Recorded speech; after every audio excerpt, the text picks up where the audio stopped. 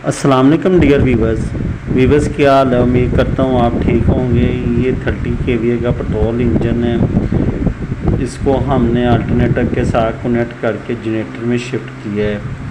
ये 24 volt VVTi का engine है और इसका ये सलफ वाली साइड है, ये पीछे इसका अल्टरनेटर है और ये इसकी अल्टरनेटर की रेटिंग प्लेट है। ये 30.3 kVA और 27.5 kVA कंटिन्यूसली है।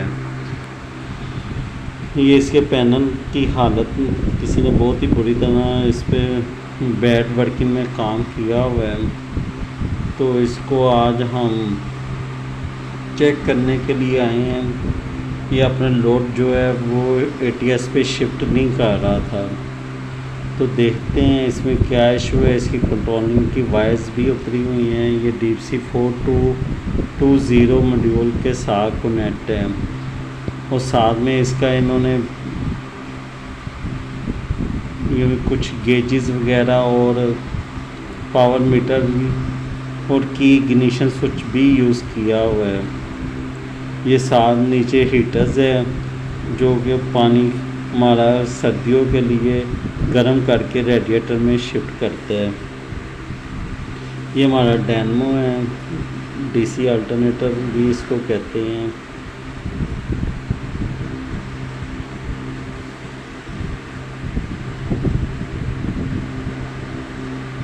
तो अभी इसकी वायरिंग को थोड़ा सा हम एडजस्ट करेंगे, इसको चलाएंगे और इसके ऊपर जाके कनेक्शन करते हैं।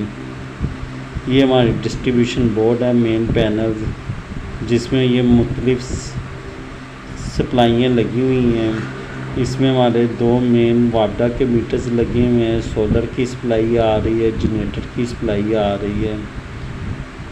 तो ये सारा इसका आप पैनल्स का व्यू देख सकते हैं।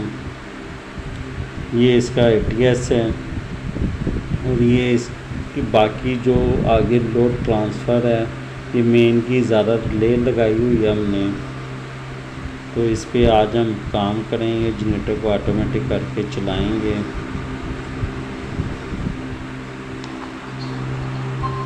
ये व्यूवर्स अभी हमने ना इसके ATS को देखा है, जो कि दोनों वाडा आने के बावजूद भी ऑफ है। ये आप देख सकते हैं कि इसका जो वाडा का कंटैक्टर है वो भी जाम हुआ हुआ है। तो अभी इस कंटैक्टर को हम रिप्लेस करेंगे। इसकी जहाँ पे दूसरा कंटैक्टर लगाएंगे, ये इसका जेली कंटैक्ट ऊपर से हमने उतार ली है, इसको साइड पे कर दिए और अब इसकी हम कंटैक्टर्स की वायर को ओपन करेंगे।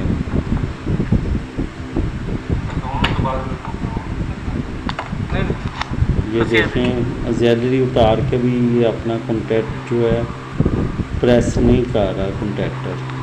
अब इसकी हम ताने उतारने लगे हैं। इस तरह का कंटैक्टर हमने पहले ही मार्केट से परचेज़ कर लिया है।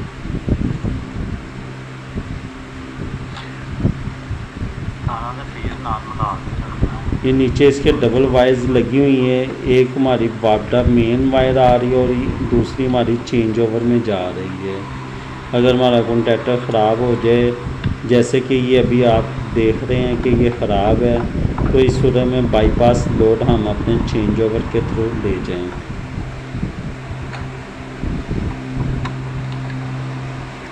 पहले हमने इसकी नीचे वाली वायर्स उतार ली हैं। ये अब ऊपर ये लोड वाली जो इसकी वायर्स हैं, लोड कॉमन होता है वाडा जनरेटर का, क्योंकि टाइम में ATS ने एक ही पावर को ऑन करना होता है, चाहे वो वाडा हो चाहे जनरेटर हो, तो इसलिए लोड इनका कॉमन रखा जाता है।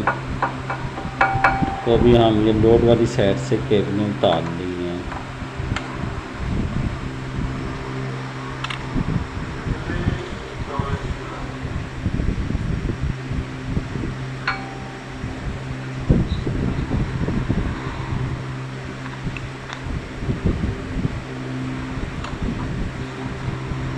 तो व्यूअर्स ये हम यहाँ से अब कंटैक्टर भी इसका उतार लिया है। ये कंटैक्टर हमने साइड पे कर दिया है और अब इसकी जहाँ पे हम दूसरा कंटैक्टर ये वाला सेम इसी मॉडल का लगाएंगे। ये अभी भाई ने कॉन्ट्रैक्टर उल्टा लगाने लगे हैं, तो फिर मैंने उनको बोला है कि कॉन्ट्रैक्टर आप अपना सीधा कर लें। तो ये भाई ने कॉन्ट्रैक्टर सीधा कर लिया है और ये हमने सी चैनल पे इसको फिट कर दिया है। इसके पीछे वो पुश स्प्रिंग होता है, जिसको दबा के ना आप प्रेस करेंगे तो वो कॉन्ट्रैक्टर आपका चैनल पर फिट हो जाता है।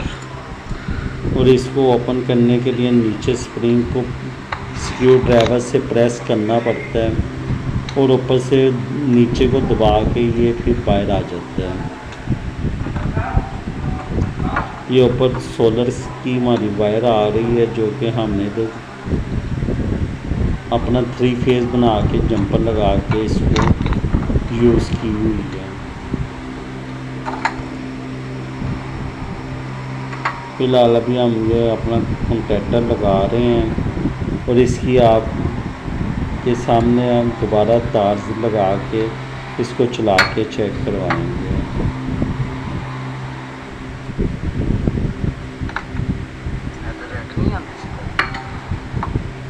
या हम ऊपर वाली साइड से लोड की तारें लगा रहे हैं।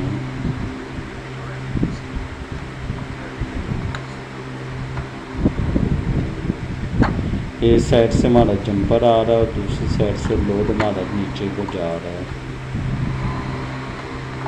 ये जो ब्लैक केबलें हैं ये हमारी जंपर यूज़ हुए हैं और जो दूसरी हमारी कलर तारें हैं वो हमारे लोड की फेस की तारें हैं।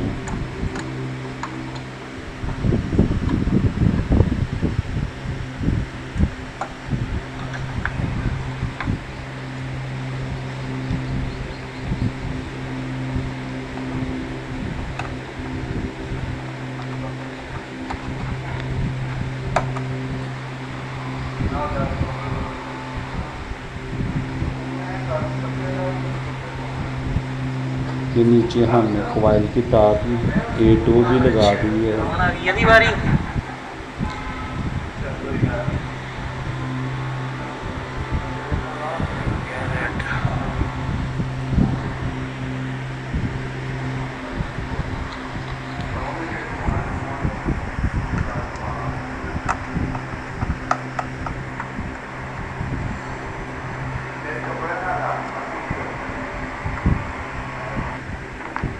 यहाँ हम नीचे वाटर की इनकमिंग की वायर लगा रहे हैं।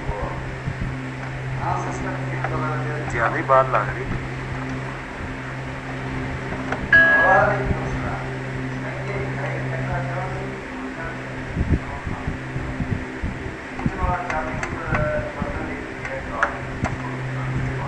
कॉन्ट्रैक्टर के नीचे ना जगह बहुत ही कम है, जिस वजह से वायर्स लगाने में काफ़ी मुश्किल पेश आ रही है।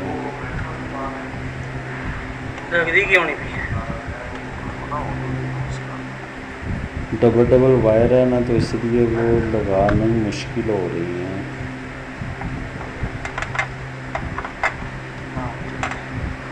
यहाँ पे एक्चुअली आइटम लफ्ज़ होने चाहिए थे, जो दोनों तारों को एक साथ प्रेस करके हमें लगाने में आसानी हो जाती है।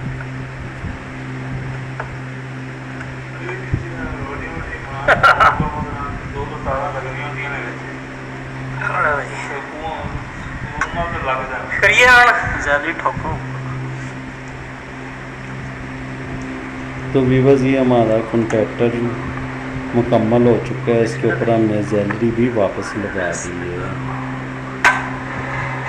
ये अभी हमने वाटर की सप्लाई जो है वो ऑन कर दी है। तो ये हमारा कॉन्ट्रैक्टर अभी तक ऑन नहीं हुआ है। आप देख सकते हैं हमारे दोनों कॉन्ट्रैक्टर बंद पड़े हुए हैं, जबकि हमारी वाटर भी ऑन है। अब हम इसका फॉल्ट ट्रेस करते हैं कि कहाँ पे मिसिंग हुई है।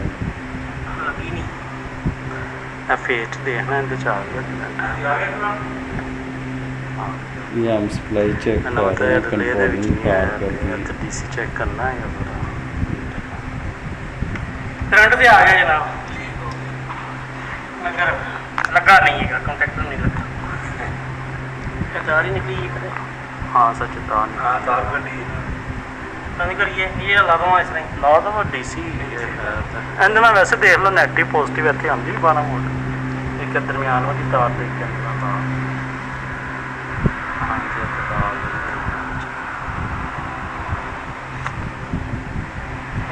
तो व्यूवर्स ये हमारी ना यहाँ पे 12 वोल्ट डीसी आने चाहिए जो कि अभी नहीं आ रहे हैं।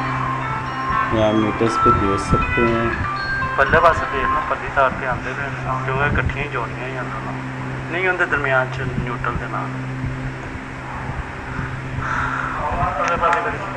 ਮਤਲਬ ਇਹ ਤੇ ਇਹ ਰੈੱਡ ਜਿਹੜੀ ਹੈ ਇੱਥੇ ਇੱਥੇ ਲਾਲ ਉੱਲੇ ਪਾਸੇ ਹਾਂ ਇਹਦੇ ਚ